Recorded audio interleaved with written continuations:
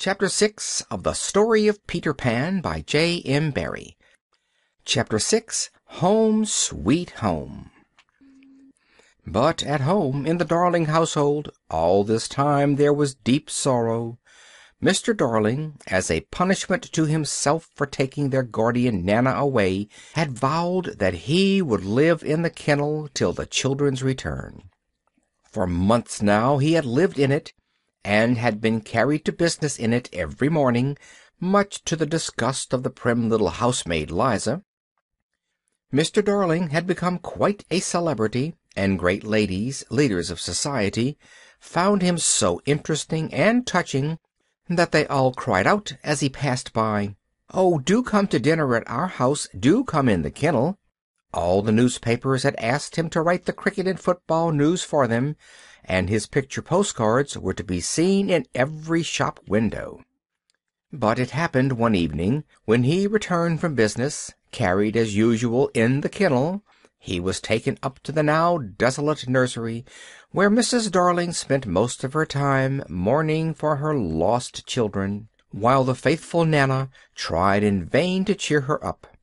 "George, I believe you are beginning to like that kennel," she said reproachfully as he crawled out. He denied the charge, however, and tried to comfort Mrs. Darling, who never for one moment forgot the little empty beds and the silence and cheerlessness of the nursery. Then he left her, and sitting down by the fire, Mrs. Darling was alone with her sad thoughts. Scarcely, however, had she closed her eyes when three little figures flew in at the window and nestled cosily in their beds. Then, softly, Wendy called to her mother, but when Mrs. Darling looked round she simply couldn't believe that the children were really there.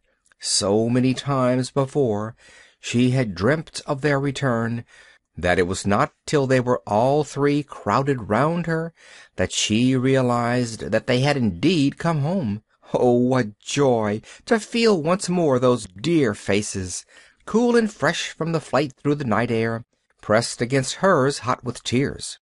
To hear once more the sound of those sweet voices as they all talked at once. At last, when she was a little calm, Wendy began telling her about Peter Pan and the lost boys, who, with Peter Pan himself, were all waiting outside. Directly Mrs. Darling saw them, and heard that they had no mothers, she instantly adopted them all. Though the house would be rather crowded, she could easily put up extra beds in the drawing-room, she said, and with a screen on her at-home days all could be comfortably managed. The only difficulty lay with Peter. Much as at first sight he loved Mrs. Darling, much as he loved Wendy, he couldn't consent to grow up.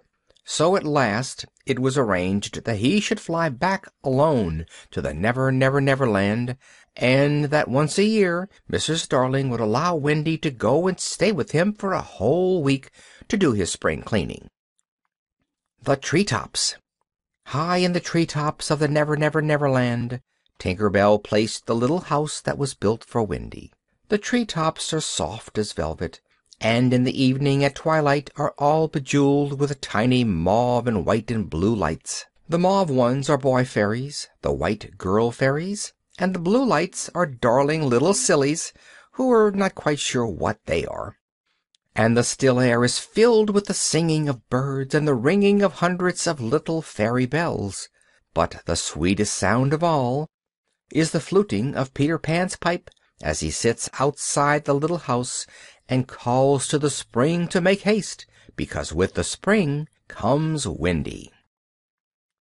The End. End of Chapter 6. End of The Story of Peter Pan by J. M. Barrie. Read by Phil Chenevert, Baton Rouge, Louisiana, May 2012.